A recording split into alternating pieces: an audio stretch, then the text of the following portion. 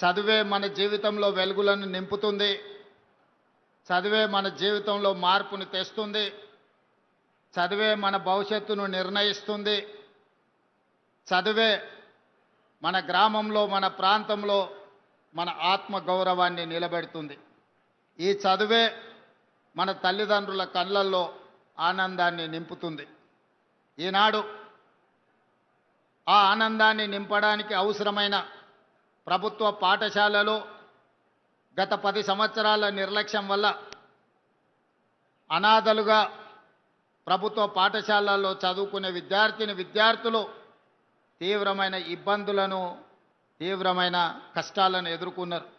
అందుకే తెలంగాణ రాష్ట్రంలో ప్రజాపాలన ప్రభుత్వం ఏర్పాటు చేసిన తర్వాత డిసెంబర్ 7, 2023 నాడు బాధ్యత స్వీకరించిన తర్వాత ప్రభుత్వంలో చాలా కీలకమైన శాఖలు, రెవెన్యూ కావచ్చు, ఫైనాన్స్ కావచ్చు, ఐటీ అండ్ ఇండస్ట్రీస్ కావచ్చు, ఇరిగేషన్ కావచ్చు, రకరకాల పెద్ద పెద్ద శాఖలు ఉన్న అనుభవం కలిగిన సీనియర్లకు ఈ శాఖలను కేటాయించి తెలంగాణ విద్యాశాఖను ముఖ్యమంత్రిగా నేను నా దగ్గరే పెట్టుకున్నా.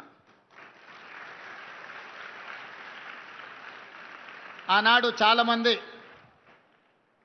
మీరు revenue, finance, IT and industries లాంటి శాఖలు తీసుకుంటే బాగుంటుంది కదా, ఎవరైనా ముఖ్యమంత్రులు ఈ విధంగానే తీసుకుంటారు. గతంలో ఉన్న పాలకులు రెవెన్యూ, ఫైనాన్స్ లేదా ఐటీ అండ్ ఇండస్ట్రీస్ ముఖ్యమైన శాఖలన్నీ వాళ్ళ దగ్గరనే పెట్టుకున్నారు, వాళ్ళ కుటుంబ సభ్యుల దగ్గరనే పెట్టుకున్నారు. మీరెందుకు విద్యాశాఖను పెట్టుకున్నారని నన్ను చాలామంది అడిగినారు.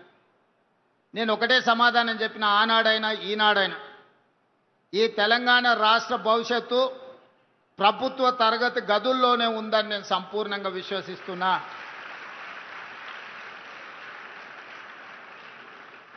కొట్లాడి తెచ్చుకున్న తెలంగాణ, వందలాది మంది పిల్లలు త్యాగాలు చేసి తెచ్చుకున్న తెలంగాణ ఎవరు ఫాలో చేయడం, అసమర్థులు పరిపాలనలో ఉండడం శాశ్వతంగా ఈ తెలంగాణకు తీరని నష్టం చేకూరుస్తుంది. ఆనాడు తెలంగాణ ఉద్యమంలో రాజకీయ నాయకులు, ప్రజాప్రతినిధులు ఆత్మ బలిదానాలు చేసుకోలేదు. రాజకీయ నాయకులు, ప్రజాప్రతినిధులు ఆనాడు తెలంగాణ ఉద్యమంలో పాల్గొన్నప్పుడు తెలంగాణ రాష్ట్రాన్ని మనం సాధించలేదు. ఎప్పుడైతే తెలంగాణ విద్యార్థులు ఉస్మానియా కాకతీయ యూనివర్సిటీల విద్యార్థులు ఉద్యమ బాట పట్టినరో, తెలంగాణ నినాదాన్ని అందుకున్నారో, గల్లీ గల్లీలో జయ జయ తెలంగాణ నినాదాన్ని వినిపించినరో, ఆనాడే రాష్ట్ర కేంద్ర ప్రభుత్వాలు దిగివచ్చి తెలంగాణ రాష్ట్రానికి చట్టబద్ధత కల్పించి తెలంగాణ రాష్ట్రాన్ని ఏర్పాటు చేసింది. ఆ క్రమంలో ఒక ఈశాన్ రెడ్డి, ఒక యాదయ్య, ఒక కానిస్టేబుల్ కిష్టయ్య, మళ్ళీ తెలంగాణ ఉద్యమంలో మొట్టమొదటి ఆత్మ బలిదానం చేసుకున్న శ్రీకాంతాచారి, వీళ్ళందరి కన్న కలలు మీ భవిష్యత్తు బాగుండాలి, భవిష్యత్తులో మీరు డాక్టర్లు, లాయర్లు, ఇంజనీర్లుగా, ఐఏఎస్లు, ఐపీఎస్లై రాజ్యాలను ఏలాలి, ఈ ప్రభుత్వంలో మీరు భాగస్వాములు కావాలి, తెలంగాణ పునర్నిర్మాణంలో మీరు కీలకమైన బాధ్యత పోషించాలి అని ఆనాడు వాళ్ళు భావించారు. మరి ఆ త్యాగాలకు గుర్తింపుగా, ఆ త్యాగాలను గౌరవించడానికి అవసరమైన ప్రణాళికలు 10 సంవత్సరాల నాటి ప్రభుత్వం చేపట్టలేదు. ఉస్మానియా యూనివర్సిటీ 100 సంవత్సరాల శుభకార్యాన్ని కూడా ఆనాడు సరైన విధంగా జరుపుకోలేని పరిస్థితులు. యూనివర్సిటీలో ఉన్న మౌలిక వసతులే కాదు, గ్రామీణ ప్రాంతాలలో ఉండే సింగిల్ టీచర్స్ నుంచి ప్రభుత్వ పాఠశాలల వరకు, అంగన్వాడీ నుంచి మొదలు పెడితే ఎక్కడ చూసినా నిర్లక్ష్యం, నిర్లక్ష్యం, నిర్లక్ష్యం. ఈ నిర్లక్ష్యం పేదలకు విద్యను దూరం చేసి, పేదలకు విద్య ఎప్పుడైతే దూరమైందో వ్యసనాలకు బానిసలుగా మారి వ్యసన పరుల తెలంగాణగా మారే పరిస్థితులు దాపురించినాయి. అందుకే వీటన్నిటిని దృష్టిలో పెట్టుకొని ఈనాడు ఇక్కడున్న మా టీచర్లకు, నిరంతరం తెలంగాణ ప్రతిష్ట పెంచడానికి పనిచేస్తున్న మా ఉపాధ్యాయులకు ఒక అంశాన్ని నేను గుర్తు చేయదలుచుకున్నా. ప్రభుత్వ పరంగా 26,000 పాఠశాలలు ఉంటే ఈ 26,000 పాఠశాలల్లో 18 లక్షల మంది విద్యార్థులు చదువుకుంటున్నారు.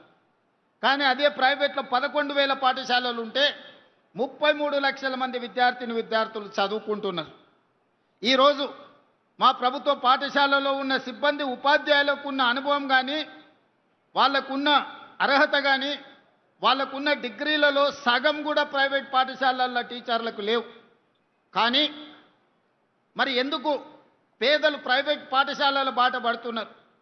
ఎందుకు పేదలు ప్రభుత్వ పాఠశాలల్లో చేరడం లేదు అంటే, ప్రభుత్వం ఆ పాఠశాలల పట్ల నిర్లక్ష్యం వహించడం వల్ల, మౌలిక వసతులు లేకపోవడం వల్లనే. దానికి ఉదాహరణే కొత్తకోట బాలికల పాఠశాల. 2023 కంటే ముందు ఇక్కడున్న పరిస్థితులు 350 మంది స్టూడెంట్స్ చదువుకునే ఈ పాఠశాల హైవేలో ఉన్న కొత్తకోటలో, చైతన్యం ఉన్న కొత్తకోటలో కనీసం పిల్లలను చదివించడానికి తరగతులు గదులు లేకున్నా, గొప్ప గొప్ప నాయకులుగా చెప్పుకునే వాళ్ళు, ఇంటి పేరు నీళ్ళని పెట్టుకున్నోళ్ళు, కానీ చదువుల గురించి ఒక్కసారి కూడా ఆలోచన చేయలే. ఇట్నుంచే 100 సార్లు వచ్చి ఉండొచ్చు, పోయి ఉండొచ్చు, కానీ ఏ ఒక్కరోజు కూడా ఈ ప్రభుత్వ బాలికల ఉన్న పాఠశాలలో తరగతి గదులు ఉన్నాయా, పేదోళ్ళ పిల్లలు ఎట్లా చదువుకుంటున్నారని ఆనాటి ప్రభుత్వం ఆలోచన చేయలే. కానీ మిత్రుడు మధుసూదన్ రెడ్డి ఎమ్మెల్యే కాకముందే ఇక్కడికి వచ్చి చూసి, ఎమ్మెల్యే అయిన తర్వాత బాధ్యతాయుతంగా ప్రభుత్వం వైపు నుంచి, ప్రైవేట్ వ్యక్తుల నుంచి సహకారం తీసుకొని ఈరోజు ఒక అద్భుతమైన పాఠశాల భవనాన్ని నిర్మించి ఇక్కడుండే సిబ్బందికి, ఇక్కడుండే చదువుకునే పిల్లలకు అందించండి. అందుకే నేను స్పష్టంగా విద్యాశాఖ నా దగ్గర పెట్టుకొని కార్పొరేట్ కాలేజీలతో పోటీ పడే విధంగా ఈరోజు తీర్చిదిద్దాలి అని ఒక శపథం తీసుకొని ఈరోజు నేను ప్రయత్నం పని చేస్తున్నా. కొంత సమయం పడుతుంది. 20-30 సంవత్సరాలు పేరుకపోయిన సమస్యలు 1-2 సంవత్సరాలనే పరిష్కారం అవుతాయని నేను భావిస్తలేను. కానీ ఆ దిశగా ప్రణాళికలు చేసుకోకపోతే ఇంకా 100 ఏళ్ళైనా కూడా ఈ సమస్యలకు పరిష్కారం దొరకదు. అందుకే ప్రభుత్వ పాఠశాలల మీద ప్రత్యేకంగా ఫోకస్ పెట్టిన. 16 సంవత్సరాలు మీ ప్రమోషన్లు రాలే, 10 సంవత్సరాలు మీ బదిలీలు జరగలేదు. 22,000 మంది టీచర్లకు ఒక్క కలం పోటీతో ప్రమోషన్లు ఇచ్చి 35,000 మంది టీచర్లను బదిలీ చేసి 317 జీవోలో చెదిరిపోయిన కుటుంబాలను ఒక దగ్గరికి చేర్చి మొదట చదువులు చెప్పే ఉపాధ్యాయుల యొక్క సమస్యలు పరిష్కరిస్తే వాళ్ళు ప్రశాంతంగా మనసు లగ్నం చేసి పేద పిల్లలకు చదువు చెప్తారన్న ఆలోచనతోటి మొదట టీచర్ల సమస్యలు పరిష్కరించిన. సామాన్యంగా ఒక కలెక్టర్ను ట్రాన్స్ఫర్ చేయడం అత్యంత సులువు, ఒక టీచర్ను బదిలీ చేయడం అత్యంత కఠినమైన సమస్య. ఎందుకంటే టీచర్లు చాలా చైతన్యం ఉండి రకరకాల లీగల్ లిటిగేషన్స్ సృష్టించగలిగిన తెలివితేటలు టీచర్లకు ఉన్నాయి, సంఘాలు బలంగా ఉన్నాయి. కానీ మేము చేసిన బదిలీలో, మేము ఇచ్చిన ప్రమోషన్లలో చిన్న లిటిగేషన్ లేకుండా 100% టీచర్లు ముందుకొచ్చి ఈ ప్రభుత్వం ఒక మంచి ఉద్దేశంతో ఈ చర్యలు చేపట్టింది, మేము సంపూర్ణంగా అండగా నిలబడ్డామని చెప్పి టీచర్లు వచ్చారు. ఈరోజు 1,00,000కు పైగా ఉన్న టీచర్లు, దాదాపుగా 30,000 కోట్ల రూపాయల బడ్జెట్ మన తెలంగాణ విద్యార్థుల యొక్క భవిష్యత్తు తీర్చిదిద్దడానికి నిరంతరం పనిచేస్తున్నారు. దీనికి మా టీచర్లు కష్టపడుతున్నారు. ఫలితాలు కూడా మనం చూసినాం. ఒకప్పుడు 29 రాష్ట్రాలు, 7-8 యూనియన్ టెరిటరీల్లో విద్యాశాఖకు సంబంధించి కేంద్ర ప్రభుత్వం ఇచ్చే నివేదికల్లో తెలంగాణ రాష్ట్రం యొక్క స్థానము చివరన 35-36వ స్థానంలో ఉండే. పోయిన నెల కేంద్ర ప్రభుత్వం విడుదల చేసిన నివేదికలో ఇదే తెలంగాణ రాష్ట్ర ప్రభుత్వం, ఇదే టీచర్లు చేసిన ప్రయత్నాల వల్ల 18వ స్థానానికి, దాదాపుగా 18 స్థానాలు ఎదిగి ఈరోజు 18వ స్థానంలో తెలంగాణ రాష్ట్ర ప్రభుత్వం నిలబడ్డది అని అంటే ముఖ్యమంత్రిగా అది నా గొప్పతనం కాదు, మీరందరు కష్టపడి పని చేసిండ్రు కాబట్టే, ఈ టీచర్లు నిరంతరం బాధ్యతగా విధులు నిర్వహించిండ్రు కాబట్టే ఈరోజు తెలంగాణ రాష్ట్రానికి దేశంలో 18వ స్థానం వచ్చింది. కానీ దాంతో కూడా నేను మీరు సంతృప్తి చెంది విశ్రాంతి తీసుకోకూడదు. మొదటి 2 స్థానాలలో 1వ స్థానమో 2వ స్థానంలో తెలంగాణ రాష్ట్రాన్ని నిలబెట్టే వరకు మా టీచర్లు నిరంతరం పనిచేయాల్సిందిగా మా టీచర్ సోదరిమణులకు నేను విజ్ఞప్తి చేస్తున్నా. అదేవిధంగా ఈనాడు స్కిల్స్ అవసరం ఉన్నది. మీ అందరికీ తెలుసు, ఒకప్పుడు కంప్యూటర్ సాఫ్ట్వేర్ ఇంజనీర్ అయిందంటే భవిష్యత్తు బాగుంటుంది, అమెరికాకి వెళ్తాడు, డాలర్లు సంపాదిస్తాడు, మాకు ఉజ్వల భవిష్యత్తు ఉంటుందని. ఇవాళ అమెరికాలో ఆర్టిఫిషియల్ ఇంటెలిజెన్స్ టెక్నాలజీ విప్లవం వచ్చి ఉద్యోగాలు పోయి అమెరికాకి వెళ్ళిన పిల్లలు వెనక్కి వస్తుంటే తల్లిదండ్రులు దిగాలుతో కూర్చుంటున్నారు. మరి దీన్ని ఎదుర్కోవడానికి మనం సంసిద్ధత తయారు చేయాలి కదా. అందుకే ఈరోజు వైట్ కాలర్ జాబులు పోతుంటే బ్లూ కాలర్ జాబులు అందించాలి. బ్లూ కాలర్ జాబులు అంటే సాంకేతిక నైపుణ్యం, శిక్షణతో కూడుకున్న నైపుణ్యం. అందుకే ఐటీఐలను 1956లో ప్రారంభిస్తే ఆ రోజున్న సిలబసే ఈ రోజు వరకు నడిపించినాం. ఆనాడు డీజిల్ కారుకు మెకానిక్ అంబాసిడర్ కార్లు రిపేర్ చేసే అప్పుడు నేర్పించింది. మరి ఇవాళ పిల్లోడు అంబాసిడర్ కార్ రిపేర్ నేర్చుకుంటే అంబాసిడర్ కార్ ఎక్కడా లేదు, ఫామ్ హౌస్లో తప్ప. అక్కడికి ఆయన రానియడు, మనోడు రిపేర్ చేయడు. అది రిపేర్ చేసినా బాగుపడేటట్లేదు. అందుకే అంబాసిడర్ కార్లను రిపేర్ చేయడం కాదు, ఆడి BMW బెంజ్ కార్లు ఈవీ కార్లను ఏ విధంగా రిపేర్ చేయాలనో, దానికి బ్యాటరీలను ఎట్లా తయారు చేయాలనో, ఈవీ వెహికల్ని మనం రోడ్డు మీదకి తేవాలంటే బ్యాటరీ అంతంత కీలకం. ఇంతకుముందే అమరాజా బ్యాటరీస్ కంపెనీని మన జిల్లాలో మనం ప్రారంభించుకున్నాం. నైపుణ్యం పెరిగింది, దేశాల మీద పోటీ పెరిగింది. ఒకప్పుడు మనం అమెరికా వైపు చూసేటోళ్ళం. ఈరోజు మన ఉద్యోగ ఉపాధి అవకాశాలు German, Japan, south Korea, China లాంటి దేశాలల్లో పెద్ద పెద్ద ఉద్యోగాలు ఉన్నాయి. మన కాళ్ళ మీద మనం నిలబడే అవకాశాలు ఉన్నాయి. అందుకే మా టీచర్లకు అందరికి విజ్ఞప్తి చేస్తున్నా, పిల్లలకు జర్మన్, జపాన్ లాంగ్వేజ్ నేర్పండి, సౌత్ కొరియన్ లాంగ్వేజ్ నేర్పండి. బేసిక్స్ వస్తే కూడా నెలకు 2 లక్షల రూపాయలు సంపాదించుకునే పరిస్థితి ఈరోజు ఉన్నది. ఒకప్పుడు మీరందరూ చూసిండ్రు, ఐఏఎస్లు, ఐపీఎస్లు విదేశాలకు పోయేటోళ్ళు స్టడీ టూర్ అని. ఈసారి టీచర్లను విదేశాలకు పంపించడం, అక్కడున్న విద్యా వ్యవస్థను స్టడీ చేసి పిల్లలకు మంచి విద్యను అందించడానికి. పోయిన సంవత్సరం నాకు తెలిసి 50 మంది టీచర్లను విదేశాలకు పంపించి స్టడీ చేయించినాం.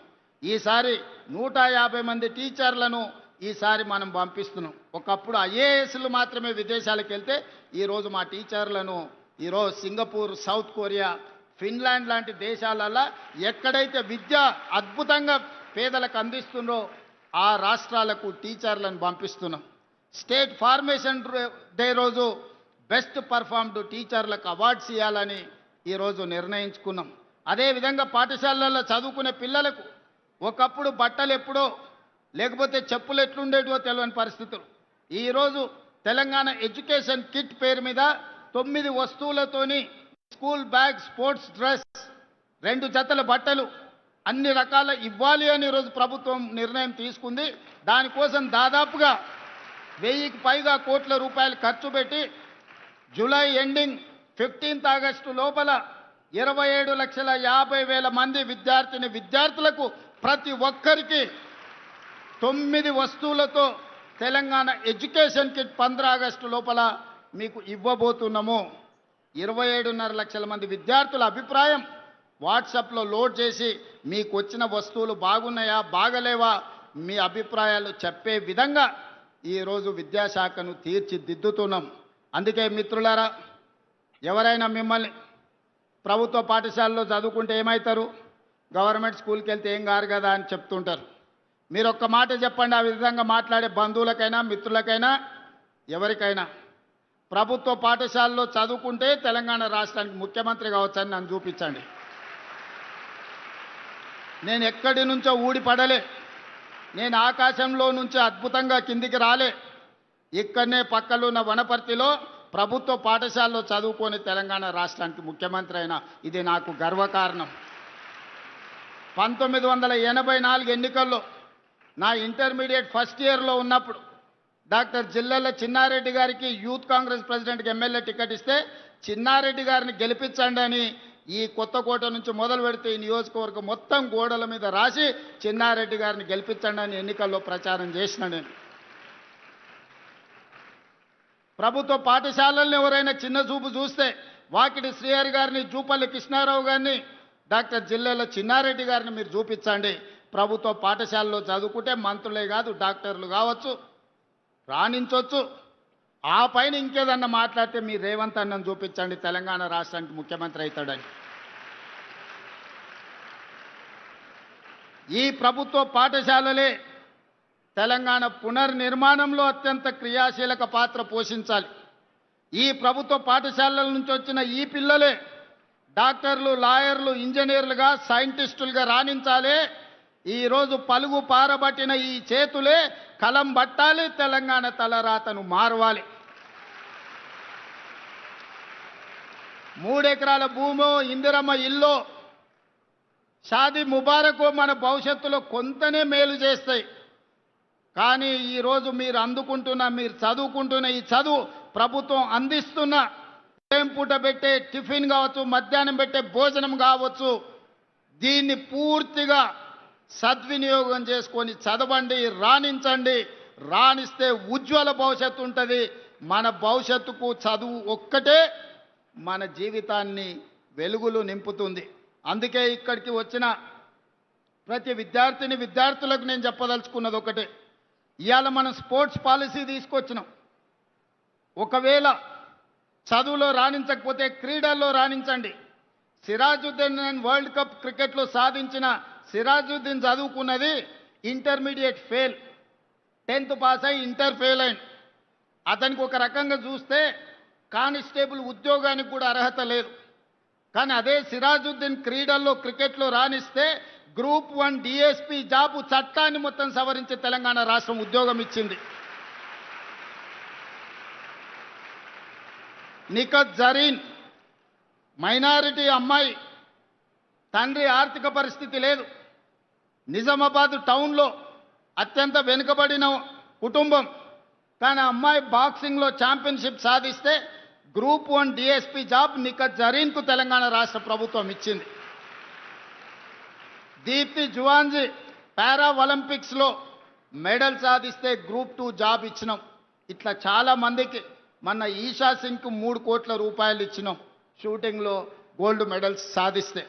అందుకే గ్రామీణ ప్రాంతాలలో ఉన్న మట్టిలో మాణిక్యాలను క్రీడాకారులుగా రాణించండి. చదువులో రాణిస్తే సరే, చదువు లేకపోతే మైదానాలలో పోటీ పడండి, క్రీడల్లో రాణించండి. మీ భవిష్యత్తుకు నాది హామీ. మిమ్మల్ని తీర్చిదిద్ది మిమ్మల్ని ఉన్నత మార్గాన నడిపించే బాధ్యత తెలంగాణ రాష్ట్ర ప్రభుత్వం తీసుకుంటుంది. ఈ జిల్లాలో మనం IIIT ఇచ్చుకున్నాం, ఈ జిల్లాలో ఇంజనీరింగ్ కాలేజ్ ఇచ్చుకున్నాం, ఈ జిల్లాలో 14 యంగ్ ఇండియా ఇంటిగ్రేటెడ్ స్కూల్స్ ఇచ్చినాం, ఈ జిల్లాలో 14 Telangana residential school, Telangana high స్కూల్స్ని ఇచ్చుకున్నాం.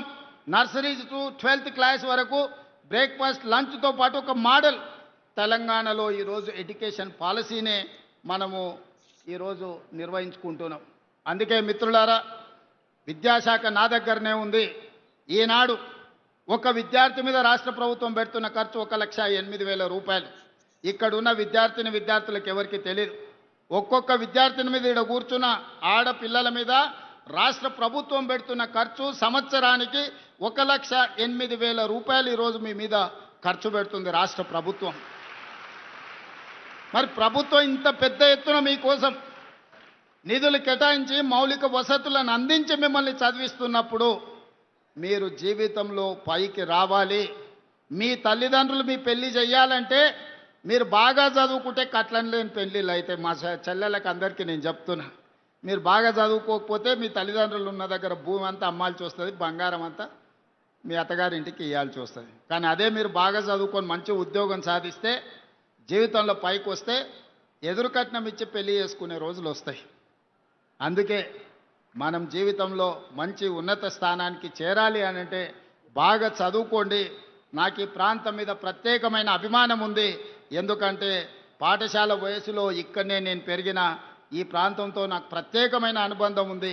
ఈ ప్రాంతం అభివృద్ధి కోసం అన్ని రకాలుగా నేను సహకరిస్తా. మహబూబ్ నగర్ కోసం education, irrigation and industrialization policy తీసుకొచ్చి ఈ జిల్లాలో ఉండే సమస్యల్ని శాశ్వతంగా పరిష్కరించి మనల్ని ఎవరో దత్తత తీసుకోవడమే కాదు, ఈ తెలంగాణ రాష్ట్రాన్నే పాలమూరు బిడ్డలు దత్తత తీసుకొని అభివృద్ధి పదం వైపు నడిపిస్తారని ఆత్మ గౌరవంతో తలెత్తుకునే విధంగా రాష్ట్రంలో పరిపాలన చేసి చూపిద్దాం. పాలమూరు బిడ్డలు తట్టపని, పారపని, మట్టి పనికే కాదు, పరిపాలన చేయడానికి కూడా ఆరితేరిన వాళ్ళు ఈ జిల్లాలో ఉన్నారని నిరూపించుకుందామని తెలియజేస్తూ మీ అందరి దగ్గర సెలవు తీసుకుంటున్న ధన్యవాదాలు మిత్రులారా.